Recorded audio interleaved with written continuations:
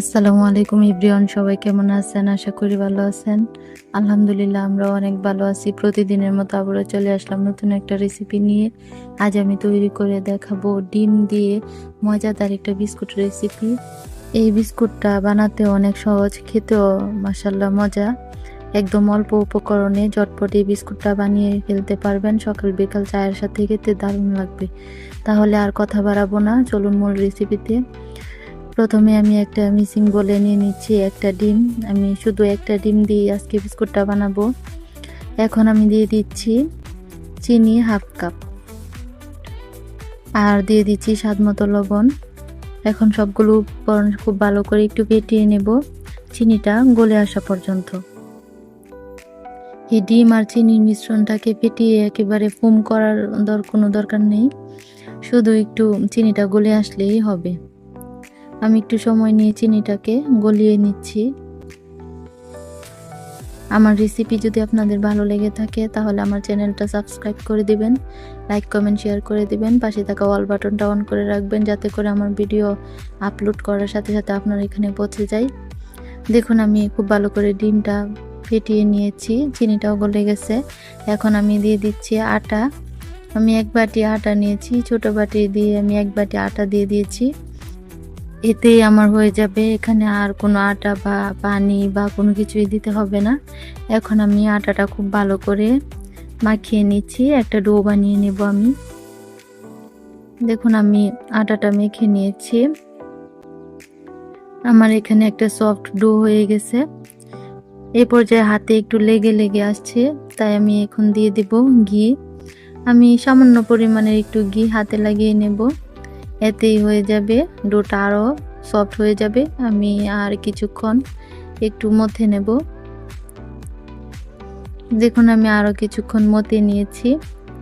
এখন এই ডোটাকে আমি একটা থালার উপরে নিয়ে নিচ্ছি, একটা প্লেটের উপরে নিয়ে নিচ্ছি আর কি। একটা প্লেটের মধ্যে, আপনারা চাইলে এখানে বোর্ডের উপরও নিয়ে নিতে পারেন। এখন আমি একটু রোল করে নেব। রোল করে নিয়ে তারপর একটা ছুরির সাহায্যে আমি ছোট ছোট করে এক সাইজের করে কেটে নেব, যাতে করে বিস্কুটগুলো এক সাইজের হয়।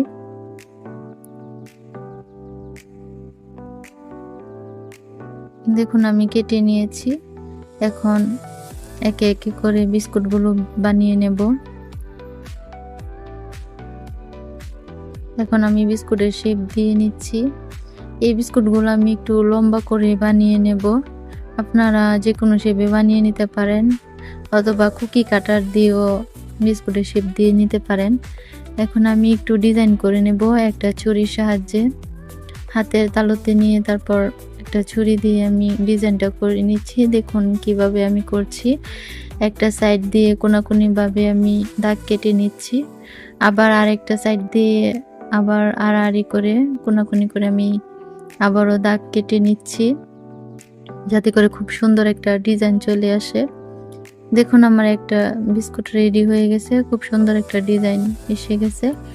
এখন আমি আরেকটা বিস্কুট বানিয়ে আপনাদের দেখাচ্ছি। একদমই সহজ বিস্কুটের ডিজাইনটা করা। হাতের কাছে অনেক সময় ডিজাইনের কোনো থাকে না, তখন এভাবেই ডিজাইন করে নেওয়া যায়।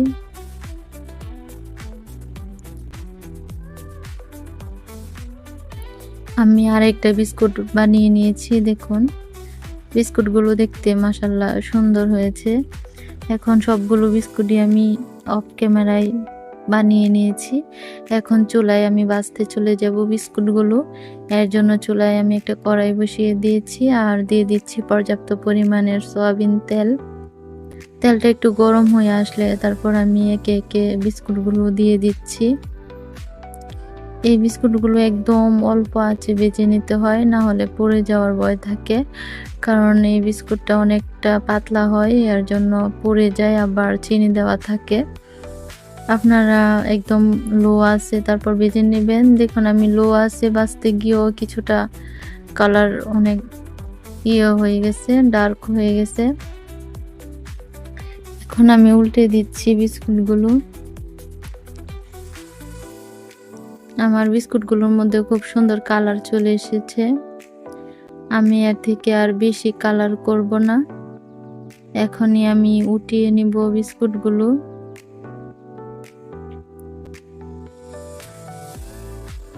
এই বিস্কুটটা বানানো একদমই সহজ। আপনারা চা বসিয়ে দিয়েও বানিয়ে নিতে পারবেন ঝটপট, কোনো রকম ঝামেলা ছাড়াই। একদম উপকরণও কম লাগে, সময়ও কম লাগে। আমি প্রথম বেচের বিস্কুটগুলো নামিয়ে নিয়েছি।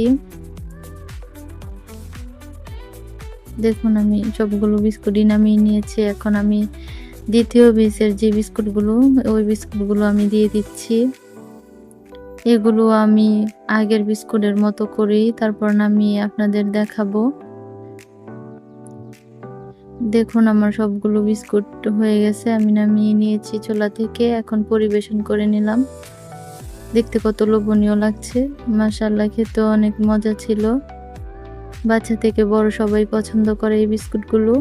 এখনো যারা আমার চ্যানেলটা সাবস্ক্রাইব করেননি প্লিজ সাবস্ক্রাইব করে দিবেন, আর যারা সাবস্ক্রাইব করে দিয়েছেন তাদেরকে অসংখ্য অসংখ্য ধন্যবাদ। আজকের মতো এখানেই বিদায় নিচ্ছি, দেখা হবে পরের ভিডিওতে। তো সবাই ভালো থাকেন, আল্লাহ হাফেজ।